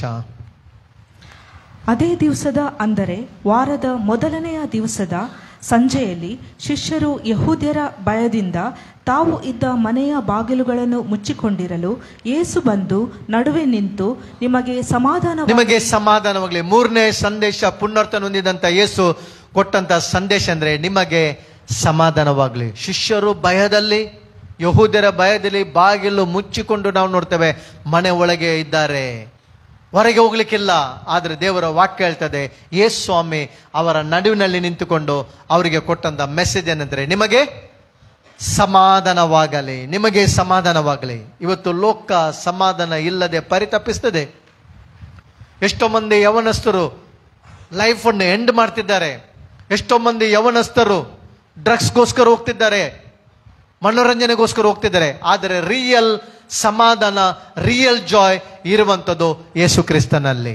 ಆಮೇಲೆ ನಾನು ಎಕ್ಸ್ಪೀರಿಯನ್ಸ್ ಮಾಡಿದ್ದೇನೆ. ನಾನು ನಿಂತುಕೊಂಡು ಒಬ್ಬ ಒಳ್ಳೆಯವನಾಗಿ ನಿಂತ್ಕೊಳ್ಳಿಲ್ಲ. ಆ ಸ್ಥಿತಿಲಿದ್ದಂಥ, ಆ ಡ್ರಗ್ಸ್ನಲ್ಲಿ ಇದ್ದಂಥ, ಆ ಸೇವನೆ ಮಾಡ್ತಿದ್ದಂಥ, ಆ ಕೆಸಲಿದ್ದಂಥ ನನ್ನನ್ನು ದೇವರು ಇವತ್ತು ರಕ್ಷಿಸಿದ್ದಾನೆ. ನನ್ನ ಪಾಪಗಳನ್ನು ಕ್ಷಮಿಸಿ ಅದನ್ನು ಬಿಡುಗಡೆ ಕೊಟ್ಟಿದ್ದಾನೆ. ಮದ್ಯಪಾನದಿಂದ, ಕುಡಿಕತನದಿಂದ, ಡ್ರಗ್ಸ್ ಸೇವನೆಯಿಂದ ದೇವರು ನನಗೆ ಬಿಡುಗಡೆ ಕೊಟ್ಟಿದ್ದಾನೆ. ಆದ್ದರಿಂದ ದೇವರ ವಾಕ್ಯ ಹೇಳ್ತದೆ ನಿಮಗೆ ಸಮಾಧಾನ. ಲೋಕವು ಕೊಡುವ ರೀತಿಯಲ್ಲ. ಲೋಕದ ಇದೆಲ್ಲ ಟೆಂಪರರಿ, ಮೂವ್ ಇರ್ಬೋದು, ಟೆಂಪರರಿ 2 hours, 2 ತಾಸುಗಳ ಕಾಲ ಮದ್ಯಪಾನ ನಿಮಗೆ ತಾತ್ಕಾಲಿಕವಾಗಿ ಕೊಡ್ಬೋದು. ಆದರೆ ದೇವರ ವಾಕ್ಯ ಹೇಳ್ತದೆ ಇದು ಏನಂತಂದ್ರೆ ಟೆಂಪರರಿ ಮಾತ್ರ. ತಿರುಗಿ ಮನುಷ್ಯನ ಡಿಪ್ರೆಷನ್ಗೆ ಹೋಗ್ತಾನೆ, ತಿರುಗಿ ಮನುಷ್ಯನ ಅದೇ ದುಃಖ ಗೋಳಾಟದಲ್ಲಿ ಜೀವಿಸ್ತಾನೆ. ಆದರೆ ದೇವರ ವಾಕ್ಯ ಹೇಳ್ತದೆ ಯೇಸು ಕ್ರಿಸ್ತನು ಈ ಲೋಕಕ್ಕೆ ಸಮಾಧಾನ ಕೊಡ್ಲಿಕ್ಕೆ ಬಂದಿದ್ದಾನೆ. ನನ್ನ ಶಾಂತಿಯನ್ನು ಬಿಟ್ಟು ಹೋಗ್ತಾನೆ. ಲೋಕ ಕೊಡುವ ರೀತಿಯಿಂದ ಅಲ್ಲ, ನನ್ನಲ್ಲಿರುವ ಶಾಂತಿ, ಈ ಲೋಕದಲ್ಲಿರುವಂತಹ ಶಾಂತಿ ಟೆಂಪರರಿ. ಮನುಷ್ಯನಿಗೆ ಎಷ್ಟು ಕೊಟ್ಟು ಕೂಡ ತೃಪ್ತಿ ಆಗೋದಿಲ್ಲ, ತಿರುಗಿ ಅವನು ಡಿಪ್ರೆಷನ್ಗೆ ಹೋಗ್ತಾನೆ. ಆದ್ರೆ ಯೇಸುವನ್ನು ಟ್ರೈ ಮಾಡಿರಿ. ದೇವರ ವಾಕ್ಯ ಹೇಳ್ತದೆ ನಿಮ್ಮ ಮನೆಗೆ ಯೇಸು ಬರುವಾಗ ನಿಜವಾದ ಪರಲೋಕದ ಸಮಾಧಾನ ಬರ್ತದೆ. ಆಮೇನ್. ನೀನು ಯೇಸುವನ್ನು ನಂಬುವಾಗ ನೀನು ವಾಸ ಮಾಡುವ ಸ್ಥಳದಲ್ಲಿ ಸಮಾಧಾನ, ನೀನು ಇರುವಂತಹ ಸ್ಥಳದಲ್ಲಿ ಸಮಾಧಾನ, ರಿಯಲ್ ಪೀಸ್. ಇದು ಎಕ್ಸ್ಪೆನ್ಸಿವ್. ಇದು ಯೇಸುವಿನ ರಕ್ತದ ಮೂಲಕ ನಮಗೆ ಸಿಕ್ಕಿದೆ. ಯೇಸುವಿನ ಶಿಲುಬೆ ಮರಣ ಮೂಲಕ ದೇವರ ವಾಕ್ಯ ಹೇಳ್ತದೆ. ಕೊಲೆಷನ್ 1:20 ದೇವರ ವಾಕ್ಯ ಹೇಳ್ತದೆ ಯೇಸುವಿನ ರಕ್ತದ ಮೂಲಕ ನಮಗೆ ಸಮಾಧಾನ ಸಿಕ್ಕಿದೆ. ಯೇಸುವಿನ ರಕ್ತದ ಮೂಲಕ ನಮಗೆ ರಿಯಲ್ ಪೀಸ್ ಸಿಕ್ಕಿದೆ. ಇದು ದುಡ್ಡು ಕೊಟ್ಟು ಸಿಗುವುದಿಲ್ಲ, ಇದು ಶಾಪ್ನಲ್ಲಿ ಸಿಗುವುದಿಲ್ಲ. ಇವತ್ತು ನಿನ್ನ ಹತ್ರ ದುಡ್ಡಿದ್ರೆ ನೀನು ಲೋಕವನ್ನೇ, ಪ್ರಪಂಚವನ್ನೇ ಕೊಂಡುಕೊಂಡಬಹುದು. ನೀನು ದೊಡ್ಡ ಬಂಗ್ಲೆಯನ್ನು ಕಟ್ಬೋದು, ಒಳ್ಳೆ ಕಾಟ್ನಲ್ಲಿ ಮಲಗಬಹುದು, ನೀನು ಅರಮನೆ ಕಟ್ಬೋದು, ಸ್ವಿಮ್ಮಿಂಗ್ ಪೂಲ್ ಕಟ್ಬೋದು. ಆದ್ರೆ ದೇವರ ವಾಕ್ಯ ಹೇಳ್ತದೆ 1 ಕೋಟಿಯ ಬೆಡ್ನಲ್ಲಿ ಮಲಗಿ ಕೂಡ ನಿನಗೆ ಮುಂಜಾನೆ ತನಕ ನಿದ್ರೆ ಬರದಿದ್ರೆ ಏನು ಪ್ರಯೋಜನ? ಸೊಲೊಮನ್ ಹೇಳಿದಾಗ ಎಲ್ಲ ವ್ಯರ್ಥ ವ್ಯರ್ಥ ವ್ಯರ್ಥ ವ್ಯರ್ಥ. ನಾನು ತೋಟ ಮಾಡಿದೆ, ಇಷ್ಟು ಹೆಂಡತಿಯನ್ನು ಮಾಡಿದೆ, ಫಲ ಮಾಡಿದೆ, ಎಲ್ಲ ವ್ಯರ್ಥ. ಯಾಕೆ? ನನ್ನದು. ಯಾವಾಗ ನೀನು ಹೇಳ್ತೀಯ ದೇವರಿಂದ ಸಿಕ್ಕಿದೆ ಎಂಬುದಾಗಿ ಅದು ಸಮಾಧಾನಕರವಾದದ್ದು. ಆಮೇಲೆ ದೇವರು ಕೊಡುವಂಥದ್ದು ಆಶೀರ್ವಾದ ಭಾಗ್ಯದಾಯಕವಾದದ್ದು, ಅದು ವ್ಯಸನವನ್ನು ಸೇರಿಸಿಲ್ಲ. ಯೆಹೋವನ ಆಶೀರ್ವಾದ ಭಾಗ್ಯದಾಯಕವಾದದ್ದು. 1 ಕೋಟಿದು ಬೆಡ್ನಲ್ಲಿ ಮಲಗಿಕೊಂಡು ನಿನಗೆ ನಿದ್ದೆ ಬರದಿದ್ರೆ ಅಲ್ವಾ? ಒಳ್ಳೆ ಕೋಟಿಯ ಕಾರ್ನಲ್ಲಿ ನೀನು ಡ್ರೈವ್ ಮಾಡಿಕೊಂಡು ಪ್ರೊಟೆಕ್ಷನ್ ಯಾರು ಕೊಡಬೇಕು? 5 ಕೋಟಿಯ ಗಾಡಿ ನಿಂತಿರುಕೊಂಡು ನಿನ್ನಿಷ್ಟಕ್ಕೆ ನೀನು 5 ಕೋಟಿ ಕೊಟ್ಟಿದ್ದೇನೆ, ಆಟೋಮೆಟಿಕ್ ಆಗಿ ಅದು ನಿಲ್ತದ? ಆಟೋಮೆಟಿಕ್ ಆಗಿ ಆಕ್ಸಿಡೆಂಟ್ ತಪ್ಪಿಸ್ಲಿಕ್ಕೆ ಆಗ್ತದ? ಕಾಯುವತನು ದೇವರಾಗಿದ್ದಾನೆ. ಆಮೇಲೆ ಕಾಯುವತನು ದೇವರಾಗಿದ್ದಾನೆ. ಮನೆಯಲ್ಲಿ ಸಮಾಧಾನ ಕೊಡುವಾತನು ದೇವರಾಗಿದ್ದಾನೆ. ಆಕ್ಸಿಡೆಂಟ್ ಇಂದ, ಅವಘಡದಿಂದ, ಆಪತ್ತಿನಿಂದ ಕಾಯುವಾತನು ದೇವರ ವಾಕ್ಯ ಹೇಳ್ತದೆ ದೇವರಾಗಿದ್ದಾನೆ. ಕೀರ್ತನೆ 91 ದೇವರ ವಾಕ್ಯ ಹೇಳ್ತದೆ ದಾರಿಯಲ್ಲಿ ನೀನು ಹೋಗುವಾಗಲೂ ಬರುವಾಗಲೂ ನಿನ್ನನ್ನು ಕಾಯುವುದಕ್ಕೆ ಆತನು ತನ್ನ ಪರಲೋಕದ ದೇವದೂತರು ನಿನಗೆ ಕೊಡ್ತಾನೆ ಎಂಬುದಾಗಿ ದೇವರ ವಾಕ್ಯ ಹೇಳ್ತದೆ. ಒಬ್ಬ ಲಾರಿ ಡ್ರೈವರ್ ಟೆಸ್ಟ್ ಮನಿ ನಾವು ಕೇಳಿದೆವು. ಅವರು ಡ್ರೈವ್ ಮಾಡುವಂಥ ಸಮಯದಲ್ಲಿ ನಿದ್ದೆ ಬಂದು ಗಾಡಿ ಆ ಪಾತಾಳಕ್ಕೆ ಹೋಗುವಂಥ ಸಮಯದಲ್ಲಿ ಅವರು ಯೇಸುವೇ ಕಾಪಾಡಿ ಎಂಬುದಾಗಿ ಕರೆದಾಗ ಒಂದು ಹಸ್ತ ಬಂದು ಅವರಿಗೆ ಒಂದು ಮರವನ್ನು ಅಡ್ಡವಾಗಿ ಇಟ್ಟದನ್ನು ಅವರು ಫೀಲ್ ಮಾಡಿದ್ರು. ಹೋಗುವಂತ ಆ ಗಾಡಿ, ಕೆಳಗೆ ಬೀಳುವಂತ ಗಾಡಿ ಸಡನ್ ಪಕ್ಕನೆ ಒಂದೇನಾಯ್ತಂದ್ರೆ ಮರ ಅಡ್ಡಾಗಿ ಅದಲ್ಲಿ ನಿಂತುಕೊಂಡಿತ್ತು.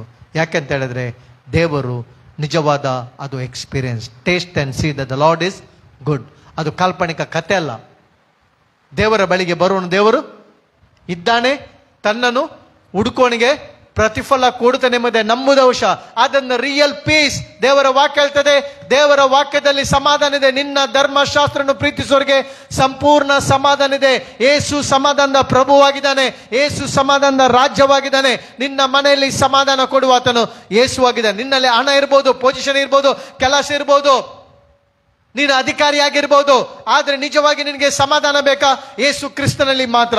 ಆತನು ಲೋಕಕ್ಕೆ ಸಮಾಧಾನ ಕೊಡುವುದಕ್ಕಾಗಿ ಬಂದಿದ್ದಾನೆ. ಮನುಷ್ಯರೊಳಗೆ ಸಮಾಧಾನ. ದೇವರ ವಾಕ್ಯ ಹೇಳ್ತದಲ್ಲ, ಮನುಷ್ಯರೊಳಗೆ ಸಮಾಧಾನ. ಭೂಲೋಕದಲ್ಲಿ ಮನುಷ್ಯರೊಳಗೆ ಸಮಾಧಾನ ಕೊಡ್ಲಿಕ್ಕೆ ಯೇಸು ಬಂದಿದ್ದಾನೆ. ಅದೇ ಪುನರ್ತನಾಗಿ ಹೋಗುವಾಗ ಯೇಸು ಹೇಳಿದ್ದಾನೆ, ನಿಮಗೆ ಸಮಾಧಾನವಾಗಲಿ. 5ನೇ ಮೆಸೇಜ್ ನಾವು ನೋಡ್ತಿದ್ದೇವೆ. ಯೋಹಾನನು ಬರೆದ ಸುವಾರ್ತೆ 20:15 ವಚನ. 20:15. ಯೇಸು ಆಕೆಯನ್ನು, ಅಮ್ಮ, ಯಾಕೆ ಅಳುತ್ತಿ? ಯಾರನ್ನು ಹುಡುಕುತ್ತಿ? ಯೇಸು ನಾವು ನೋಡ್ತೇವೆ, ಪುನರ್ತನ ಹೊಂದಿದಂತ ಯೇಸು ನಾವು ನೋಡ್ತೇವೆ. ಸಮಾಧಿಗೆ ಬಂದಂತ ಈ ಸ್ತ್ರೀಯನ್ನು ಯೇಸು ಹೇಳ್ತಾನೆ, ಅಮ್ಮ ಯಾಕೆ ನೀನು ಅಳುತ್ತಿ ಎಂಬುದಾಗಿ. Why are you crying? He said, who said? Jesus said, why are you crying? ಇವತ್ತು ನೀನು ಯಾವ ದುಃಖದಲ್ಲಿದ್ರು ಕೂಡ ನೀನು ಹೇಳ್ಬೋದು, ನನಗೆ ಯಾರಿಲ್ಲ ಪಾಸ್ಟರ್, ನನ್ನನ್ನು ಸಂತೈಸೋರು ಯಾರಿಲ್ಲ. ಆದರೆ ಯೇಸು ನಿನಗೆ ಹೇಳ್ತಾನೆ, ಅಮ್ಮ ನೀನು ಯಾಕೆ ಕೂಗ್ತಾ ಇದ್ದಿ? ನೀನು ಯಾಕೆ ಅಳುತ್ತಾ ಇದ್ದಿ? ಪುನರ್ತೊಂದಿದಂತ ಯೇಸು ಆತನು ನಮ್ಮನ್ನು ಸಂತೈಸುವ ದೇವರಾಗಿದ್ದಾನೆ. ಆಮೇಲೆ ದೇವರ ವಾಕ್ಯ ಹೇಳ್ತದೆ, ನಮಗೆ ಬರುವ ಅನೇಕ ಸಂಕಷ್ಟದಲ್ಲಿ ಆತ ನಮ್ಮ ತಾಯಿಯಂತೆ ಸಂತೈಸುವ ದೇವರಾಗಿದ್ದಾನೆ. ನಮ್ಮನ್ನು ಕಂಫರ್ಟ್ ಮಾಡುವ ದೇವರಾಗಿದ್ದಾನೆ.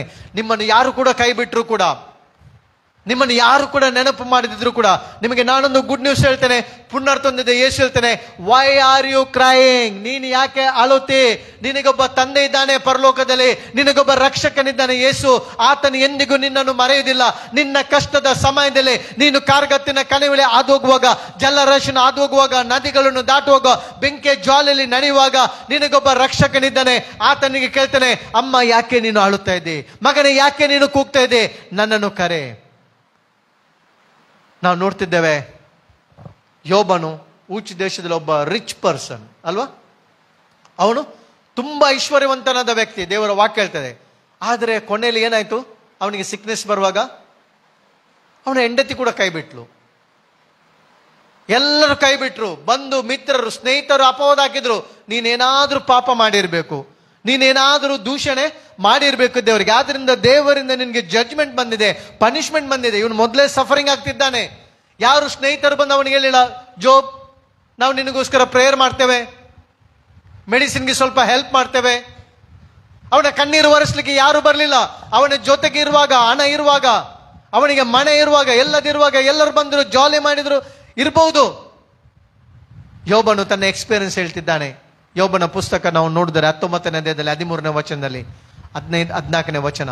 ಯೋಬ 19:15 ವಚನ ಓದ್ಕೊಳ್ಳಿ. ನನ್ನ ಪರಿಜನರು ದಾಸಿಯರು ನನ್ನನ್ನು ಅನ್ಯನೆಂದು ಎಣಿಸುತ್ತಾರೆ, ಅವರ ದೃಷ್ಟಿಗೆ ಪರದೇಶಿಯಾಗಿದೆ. 13ರಿಂದ ಓದ್ಕೊಳ್ಳಿ. 13ರಿಂದ.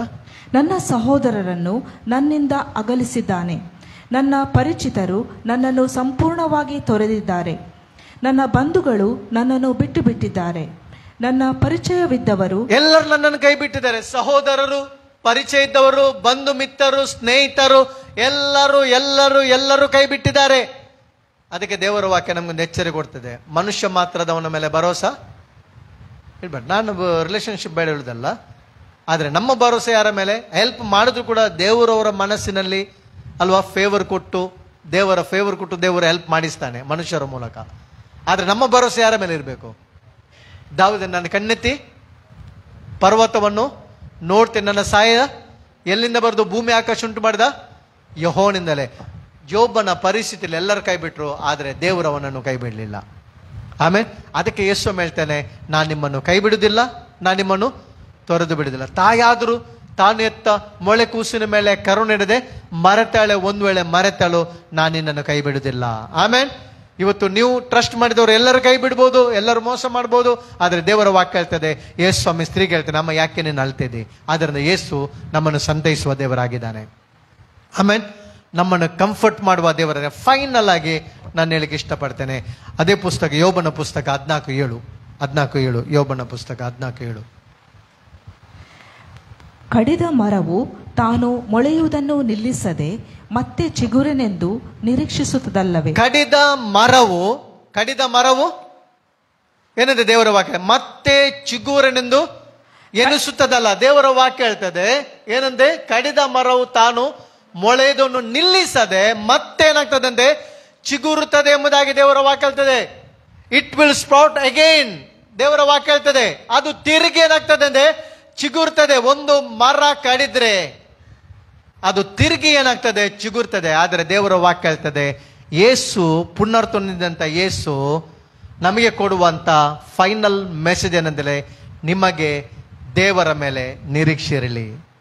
Christ in you the hope of glory. ಕ್ರಿಸ್ತನು ನಿಮ್ಮಲ್ಲಿದ್ದು ಪ್ರಭಾವದ ನಿರೀಕ್ಷೆಗೆ ಆತನು ಮೂಲನಾಗಿದ್ದಾನೆ, ಆಧಾರನಾಗಿದ್ದಾನೆ. ನಿಮ್ಮ ಸಿಚುವೇಶನ್ ಏನೇ ಇರಲಿ ದೇವರ ವಾಕ್ಯ ಹೇಳ್ತದೆ ನಿಮಗೆ ಹೋಪ್ ಇದೆ. ತಿರುಗಿ ದೇವರು ನಿಮ್ಮನ್ನು ಎಸ್ಟಾಬ್ಲಿಷ್ ಮಾಡ್ತಾನೆ. ಆಮೇಲೆ ನೀವು ಬಿದ್ರು ಕೂಡ 7 times ಬಿದ್ರು ಕೂಡ ದೇವರ ವಾಕ್ಯ ಹೇಳ್ತದೆ ನೀತಿವಂತನು 7 ಸಲ ಬಿದ್ರು ಕೂಡ ನಮ್ಮ ಕರ್ತನಾದ ಯೇಸು ಪುನರುತ್ಥಾನ ಯೇಸು ಆತನನ್ನು ತಿರುಗಿ ಆತನ ಎಬ್ಬಿಸುವ ದೇವರಾಗಿದ್ದಾನೆ. ಆಮೇಲೆ ಆತನ ಗತಿಯನ್ನು ಸ್ಥಾಪಿಸುವ ದೇವರ. ನೀನು ಏನಾದ್ರೂ ಲಾಸ್ಟ್ ಮಾಡಿದ್ರು ಕೂಡ ತಿರುಗಿ ನೀನು ಬರುವಾಗ ದೇವರ ವಾಕ್ಯ ಹೇಳ್ತದೆ ಪುನರ್ತೊಂದಿದಂತ ಯೇಸು ನಿನಗೆ ತಿರುಗಿ ಪೊಸಿಷನ್ ಕೊಡುವ ದೇವರಾಗಿದ್ದಾನೆ. ಮಗನು ಮನೆ ಬಿಟ್ಟು ಹೋದ್ರು ಕೂಡ ಎಲ್ಲನ್ನು ಲಾಸ್ಟ್ ಮಾಡಿದ್ರು ಕೂಡ ಪಾಪದಲ್ಲಿ ಜೀವಿಸಿದ್ರು ಕೂಡ ದೇವರ ವಾಕ್ಯ ಹೇಳ್ತದೆ ನಮ್ಮ ದೇವರ ಪ್ರೀತಿ ಏನಂತ ಹೇಳಿದ್ರೆ ರಿಸರೆಕ್ಷನ್ ಸಂಡೇ ಮೆಸೇಜ್ ಅಂದ್ರೆ god is love. God is love. ಆತ ನಿನ್ನನ್ನು ಪ್ರೀತಿಸ್ತಾನೆ. ದೇವರ ವಾಕ್ಯ ಹೇಳ್ತದೆ ಆತನು ತಿರುಗಿ ಬರುವಾಗ ತಂದೆ ಎಷ್ಟು ವರ್ಷ ಎಂಬುದಾಗಿ ನಮಗೆ ಗೊತ್ತಾ? ಅವನು ರಿಟರ್ನ್ ಬರ್ಲಿಕ್ಕೆ ಎಷ್ಟು ಸಮಯ ಆಗಿದ್ದು ಬೈಬಲ್ ಹೇಳ್ತದ? ಹೋದ ಮಗ ಯಾವಾಗ ಬಂದ? ಎಲ್ಲ ಕಳ್ಕೊಂಡ. ಅವನಿಗೆ ಊಟಕ್ಕಿರಲ್ಲ. ಅಂದಿಗೂ ಸಿಗುದು ಊಟ ಸಿಕ್ಕಿದ್ರೆ ಸಾಕೆಂಬುದಾಗಿ 1 ವರ್ಷ ಇರ್ಬೋದು, ಮೇ ಬಿ 6 ಮಂತ್ ಇರ್ಬೋದು, 6 ತಿಂಗಳಿರ್ಬೋದು. ಆದ್ರೂ ಕೂಡ ದೇವರ ವಾಕ್ಯ ಹೇಳ್ತದೆ ತಂದೆಯ ಪ್ರೀತಿ ಅವನಿಗೆ ಕಡಿಮೆ ಆಗಲಿಲ್ಲ. ತಂದೆ ಯಾವತ್ತು ದಾರಿ ನೋಡ್ತಿದ್ದ. ಇವತ್ತು ಬರ್ತಾನೆ ನಮಗ, ನಾಳೆ ಬರ್ತಾನೆ, ಇವತ್ತು ಸಂಜೆ ಬರ್ತಾನೆ, ಇವತ್ತು ಅದು ತಂದೆಯ ಹೃದಯವಾಗಿದೆ. ನಮ್ಮ ದೇವರ ಪ್ರೀತಿಯ ಹೃದಯವಾಗಿದೆ. ದೇವರು ನಮಗೆ ಅವಕಾಶ ಕೊಡುವ ದೇವರಾಗಿದ್ದಾನೆ. ಆಮೇಲೆ ದೇವರು ನಮಗೆ ಅವಕಾಶ ಕೊಡುವ ದೇವರಾಗಿದ್ದಾನೆ. ರಿಟರ್ನ್ ಬಂದಾಗ ತಂದೆ ಏನ್ ಮಾಡ್ದ? ಓಡಿ ಹೋದ.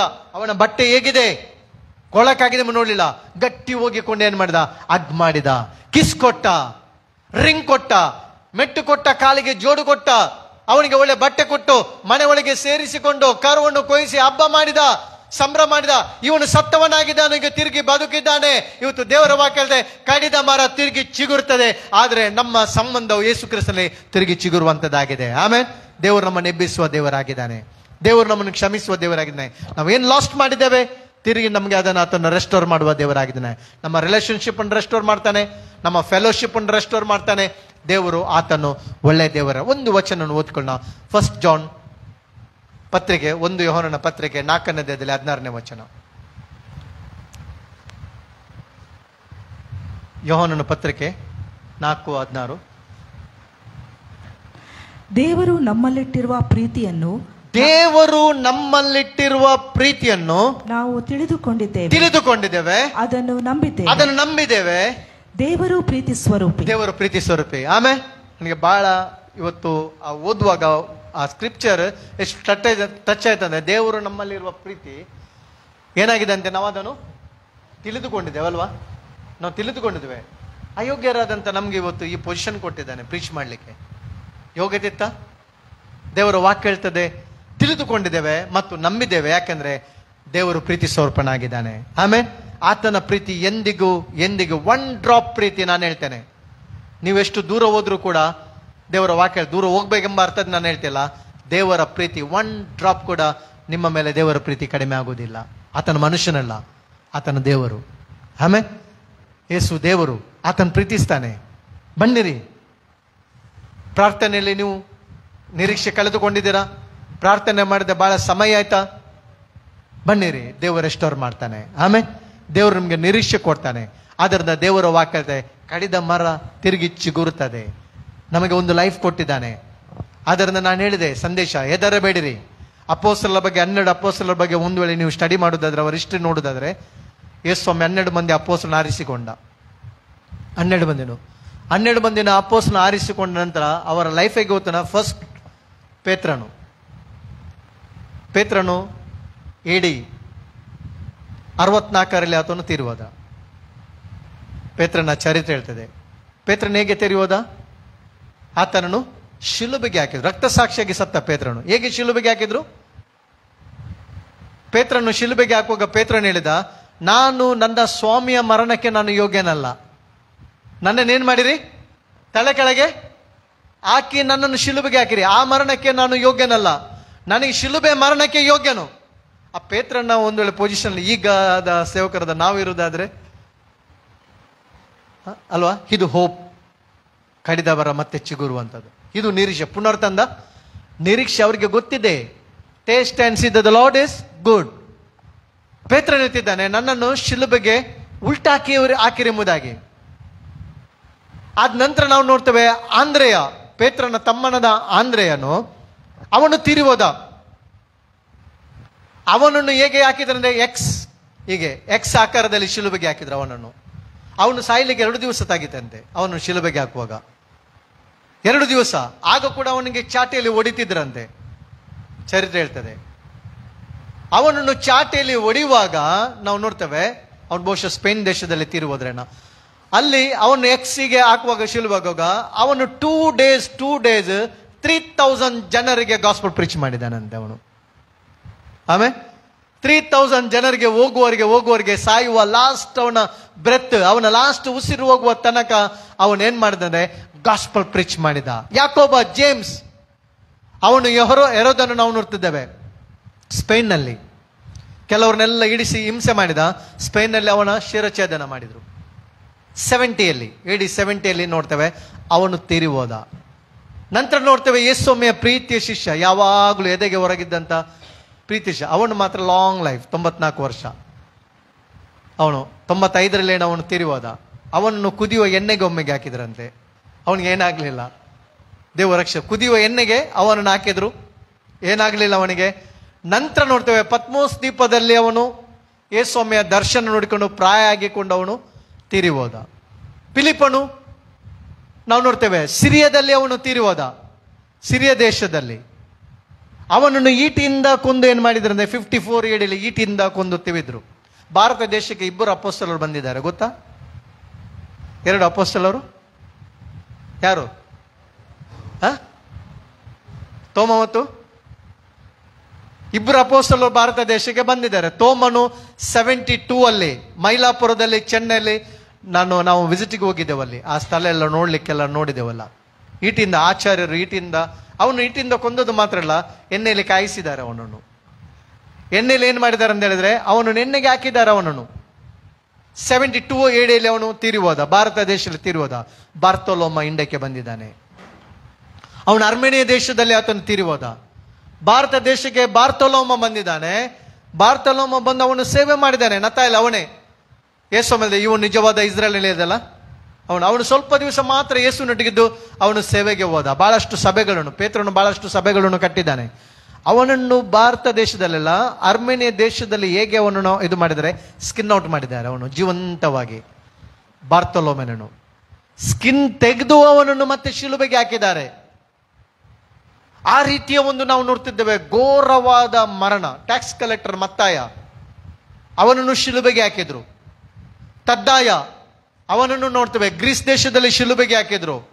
ಮತಾಭಿಮಾನಿ, ಅವನನ್ನು ಮತ್ತಿಯನನ್ನು ನಾವು ನೋಡ್ತಿದ್ದೇವೆ. ಅವನನ್ನು ಬ್ರಿಟನ್ನವರು ಏನ್ ಮಾಡಿದ್ರು ಅಂತ ಹೇಳಿದ್ರೆ ಶಿಲುಬೆಗೆ ಹಾಕಿದ್ರು. ಈ ರೀತಿ ನೋಡ್ತೇವೆ 12 ಮಂದಿ. ಪೌಲನು ಅವನು ಶಿರಚ್ಛೇದನ ಮಾಡಿದ್ರು. ಪೌಲನನ್ನು ನೋಡ್ತೇವೆ ಫಿಲಿಪಿ ಸೆರೆಮನೆ ಇರುವಾಗ ಪೌಲ ಒಂದು ಪತ್ರಿಕೆ ಬರೀತಿದ್ದಾನೆ ತನ್ನ ಆತ್ಮಿಕ ಮಗನಾದ ತಿಮೋತಿಗೆ. ಏನೊಂದು ಬರೀತಿದ್ದಾನೆ? ನನ್ನ ಮಗನಾದ ತಿಮೋತಿ, ನೀನು ಸುವಾರ್ತೆಯನ್ನು ಸಾರು. ಅನುಕೂಲ ಇರುವ ಪರಿಸ್ಥಿತಿಲಿ, ಅನುಕೂಲ ಇಲ್ಲದ ಪರಿಸ್ಥಿತಿ ಸುವಾರ್ತೆಯನ್ನು ಸಾರು. ನಾನೀಗ ಏನಾಗ್ತಿದ್ದೇನೆ? ಪಾನ ದ್ರವ್ಯವಾಗಿ ಅರ್ಪಿತನಾಗ್ತಿದ್ದೇನೆ. ಶ್ರೇಷ್ಠ ಹೋರಾಟ ಮಾಡಿದ್ದೇನೆ. ಕ್ರಿಸ್ತ ನಂಬಿಕೆಯನ್ನು ಕಾಪಾಡಿಕೊಂಡಿದ್ದೇನೆ. ಈಗ ಸಾಯ್ತಿದ್ದೇನೆ. ಅವನಿಗೆ ಸೆರೆಮನೆಯಲ್ಲಿದ್ದೇನೆ. ಇಲ್ಲಿ ಅವನಿಗೆ ಮರಣದಂಡನೆಗೆ ಏನ್ ಮಾಡ್ತಿದ್ದಾರೆ ಅಂತ ಹೇಳಿದ್ರೆ ಫೈಲ್ ಮಾಡ್ತಿದ್ದಾರಂತೆ. ಗರಗಸದನ್ನು ಅದಕ್ಕೆ ಒಳ್ಳೆ ಫೈಲ್ ಮಾಡ್ತಿದ್ದಾರೆ ಅವನು ಕುತ್ತಿಗೆ ಕಡಿಲಿಕ್ಕೆ. ಅದನ್ನು ನೋಡಿಕೊಂಡು ಪೌಲ ಏನ್ ಮಾಡ್ತಿದ್ದಾನೆ? ಲೆಟರ್ ಬರೀತಿದ್ದಾನೆ, ಶ್ರೇಷ್ಠ ಹೋರಾಟ ಮಾಡಿದ್ದೇನೆ, ಕ್ರಿಸ್ತ ನಂಬಿಕೆಯನ್ನು ಕಾಪಾಡಿಕೊಂಡಿದ್ದೇನೆ, ನೀನು ಸಾರು, ಇನ್ನು ಅನುಕೂಲವೂ ಇರಲಿ ಅನುಕೂಲದೇ ಇರಲಿ ಕ್ರಿಸ್ತನ ಸುವಾರ್ತೆ ನೀನು ಸಾರು, ನಿರೀಕ್ಷೆಯ ಶುಭ ವಾರ್ತಾನವನ್ನು ಸಾರು ಎಂಬುದಾಗಿ ಅವನು ಬರ್ತಾನೆ. ಈ 12 ಮಂದಿ ಅಪೋಸ್ತಲರು ಯಾಕೆ ಪ್ರಾಣ ಕೊಟ್ಟಂದ್ರೆ ಅವರಿಗೊಂದು ಜೀವಕರವಾದ ನಿರೀಕ್ಷೆ ಇತ್ತು ಕ್ರಿಸ್ತನಲ್ಲಿ. ಆಮೇಲೆ ಕಡಿದ ಮರ ತಿರುಗಿ ಏನಾಗ್ತದೆ, ಚಿಗುರ್ತದೆ.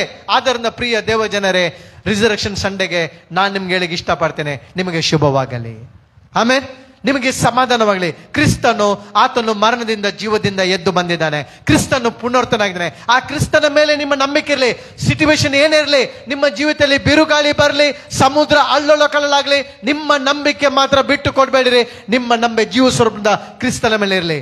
ನಿಮ್ಮ ಮನೆಯವರು ರಕ್ಷಣೆ ಹೊಂದುತ್ತಾರೆ, ಅವ್ರಿಗೋಸ್ಕರ ನಂಬಿಕೆಯಿಂದ ಪ್ರಾರ್ಥನೆ ಮಾಡಿರಿ. ನಿಮ್ಮ ಮಕ್ಕಳಿಗೋಸ್ಕರ ಪ್ರಾರ್ಥನೆ ಮಾಡಿರಿ. ನಿಮ್ಮ ಕುಟುಂಬಕ್ಕೋಸ್ಕರ ಪ್ರಾರ್ಥನೆ ಮಾಡಿರಿ. ಯೇಸುವನ್ನು ಯಾವತ್ತು ಅವಮಾನ ಮಾಡ್ಲಿಕ್ಕೆ ಹೋಗ್ಬೇಡಿರಿ. ಆತನಿಗೋಸ್ಕರ ಏನು ಮಾಡ್ಲಿಕ್ಕೆ ಕೂಡ ಸಿದ್ಧರಾಗಿರಿ, ಕ್ರಯ ಕಟ್ಟಿರಿ. ಯಾಕಂದ್ರೆ ಆತನ ನಮಗೆ ಬಾಡಿ ಹೋಗದಂತ ಜೀವಂಬ ಜಯಮಾಲೆಯನ್ನು ಕೊಟ್ಟಿದ್ದಾನೆ. ನಾಳೆ ಪರಲೋಕದಲ್ಲಿ ಓಟನ್ನು ಮುಗಿಸಿ ಹೋಗುವಾಗ ಬಲೆ ನಂಬಿಗಸ್ತನದ ಹಾಲು ಎಂಬುದಾಗಿ ನಮಗೆ ರಿವಾರ್ಡ್ ಕೊಡುವ ದೇವರಾಗಿದ್ದಾನೆ. ಆತನು ಬರ್ತಾನೆ, ಪರಲೋಕದಿಂದ ಮಧ್ಯಾಕಾಶಕ್ಕೆ ಬರ್ತಾನೆ, ತನ್ನ ಸಭೆಗೆ. ಆತನು ದೇವರ ವಾಕ್ಯ ಹೇಳ್ತದೆ, ಯಾರೆಲ್ಲ ನೀವು ಸೇವೆ ಮಾಡಿದಿರಿ, ಯಾರೆಲ್ಲ ಪ್ರಾರ್ಥನೆ ಮಾಡಿದಿರಿ, ನಿಮಗೆ ದೇವರ ವಾಕ್ಯ ಹೇಳ್ತದೆ, ಆತನು ಬಹುಮಾನ ಕೊಡುವ ದೇವರಾಗಿದ್ದಾನೆ. ಆಮೇಲೆ ಅದರಿಂದ ಪುನರ್ತ ಹೊಂದಿದಂಥ ಯೇಸು ಕ್ರಿಸ್ತನ ಸಂದೇಶ ನಿಮಗೆ ಶುಭವಾಗಲಿ. ಹೆದರಬೇಡಿರಿ, ನಿಮಗೆ ಸಮಾಧಾನವಾಗಲಿ. ಅಮ್ಮ ಯಾಕೆ ಹೇಳುತ್ತಿ? ಸಂತೈಸುವಿಕೆ ಏನಾಗಿದೆ ಅಂತಲೇ ಸಂದೇಶವಾಗಿದೆ ಮತ್ತು ನಿರೀಕ್ಷೆಯ ಸಂದೇಶವಾಗಿದೆ. ದೇವರು ನಿಮ್ಮನ್ನು ಆಶೀರ್ವದಿಸಲಿ. ಪ್ರಾರ್ಥನೆ ಮಾಡುವ.